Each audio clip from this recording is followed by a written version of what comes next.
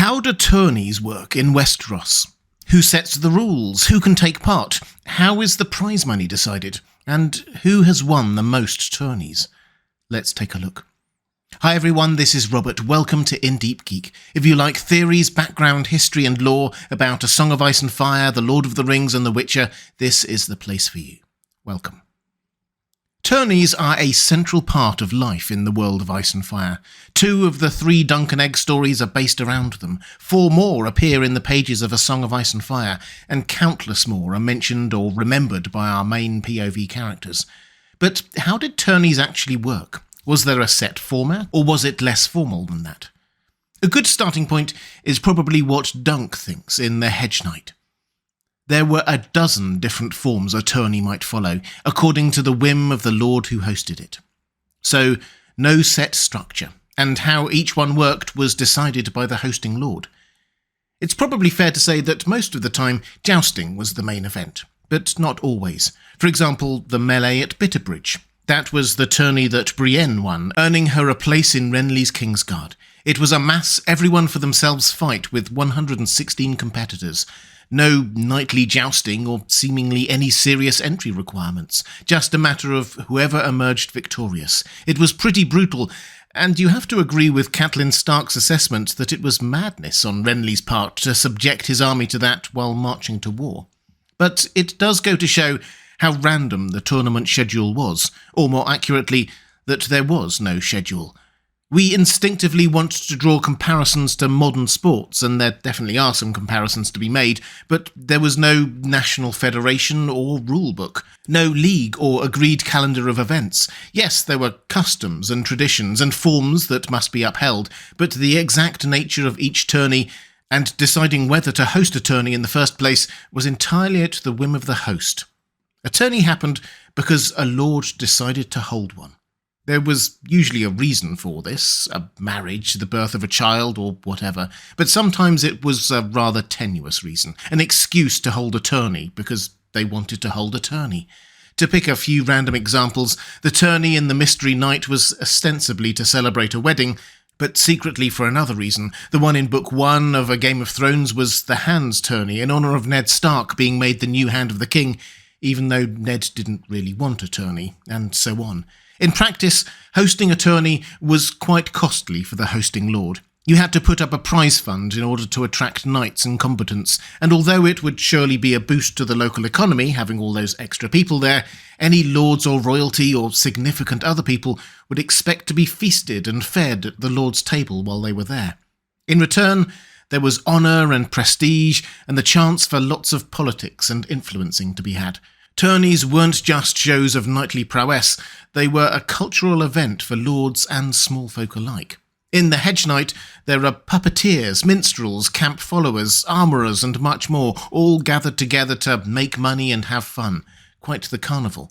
While at the other end of the social scale, the tourney at Harrenhal was clearly intended by Rhaegar to be a way of gathering the lords of the realm for a pseudo-great council. But the contests were obviously the main event in most tourneys, and as the sponsor, the host could decide what they would be. We've already talked about a melee, but there were often archery contests, mock battles between groups of knights, and of course, jousting, or the lists as they were sometimes called. At which point, as an especially nerdy sidebar, you may be interested to know that in our medieval times, jousting, coming from the old Germanic word "juist," was the overall term for any organised or mock war combat between 2 or more combatants. What we think of as jousting, 2 knights charging at each other on horseback with lances, was usually called tilting. The barrier itself was the tilt, though that wasn't developed until about the 15th century, and the area it all took place in was the lists. Hence, we shall settle this in the lists. Terminology has clearly shifted a little over the years, but the colloquialisms like riding at full tilt and rivals jousting for control of something have clearly remained. Anyway, for this video, we'll stick to the terminology George R. Martin uses for his world. And in his world, the overall event is a tourney, and within that there will be 1 or more separate events, jousting, a melee, archery and so on. Smaller tourneys had just one of these. Larger tourneys might have all of them, or whatever other entertainment the hosting lord decided on, which meant that a tourney could be a one-day wonder with just a handful of attendees, or last for days on end with hundreds of combatants. Which brings us to the usual main event, the jousting.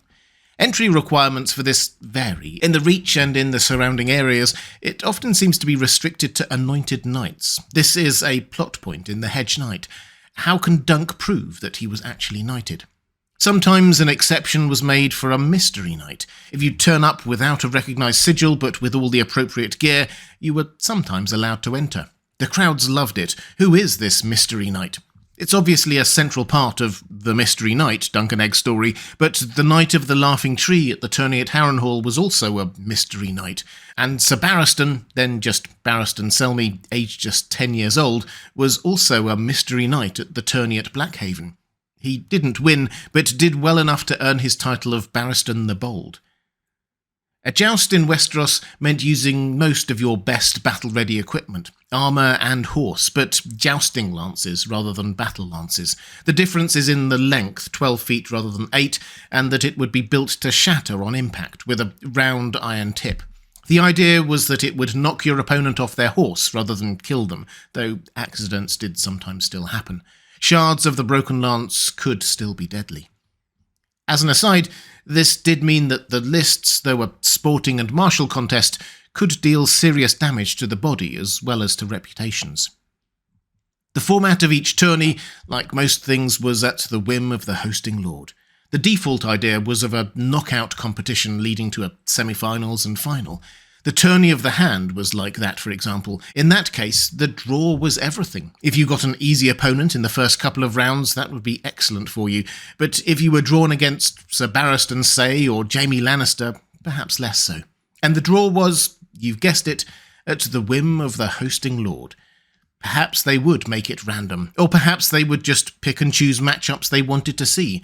Their tourney, their rules. Which obviously made the whole thing open to corruption.